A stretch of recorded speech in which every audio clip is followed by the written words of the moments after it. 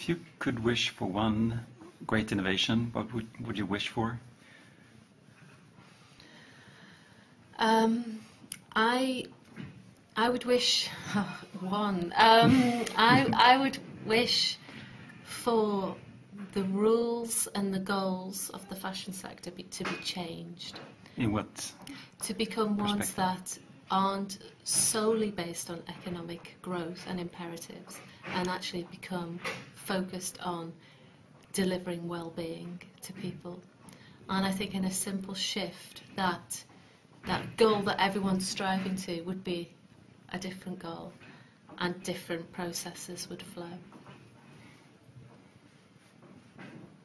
Not a techie innovation, though.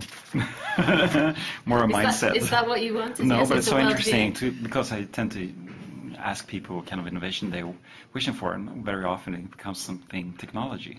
But this is more like a mind shift. Yes, it is. And then how you do things. Critically, a shift in mindset takes half a second. It doesn't take any money to make it happen. It's like a click in the brain. It's a new way of seeing and thinking, and that's what's in its favour. So that leads to another question. When it comes to a tipping point, when or what do you think will create the tipping point when it comes to changing the fashion industry? I think it's lots of things.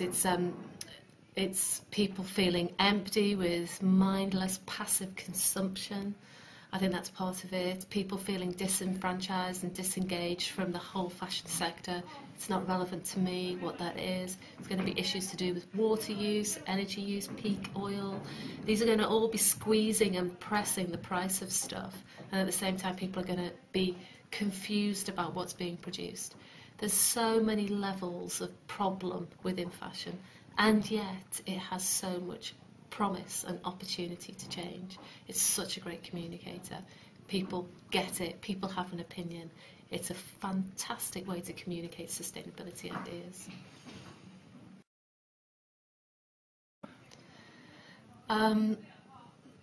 Well, the thing that I would ask it to do would be to reflect on its goals and see whether they're leading it actually to the place they want to go.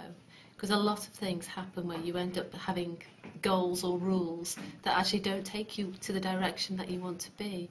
And so it's realigning those. And I think scrutiny about that would be a great place to start. And then I think you need a checklist of stuff to make it easy for people. You need targets, which is absolutely essential, and that needs to be progressed. But above all, I suppose, it would be to build a literacy within the people who work here. And it's not just the people who are making these decisions, it's also the cleaners and the receptionists, and generally to build a literacy around sustainability where it's in the ether, the blood, the DNA of the company, and then fantastic things begin to happen. Large, mainstream, high street retailer would be Marks and Spencer's. They're doing some fantastic things. They've rolled out some amazing innovations. They can do that because they sell only own brand products, and so they can control things very carefully. Super small scale, there is a company called Keep and Share in the UK, and their business is transformed by sustainability ideas. Their whole goal is to produce super durable clothes that can be shared between people to try to reduce consumption.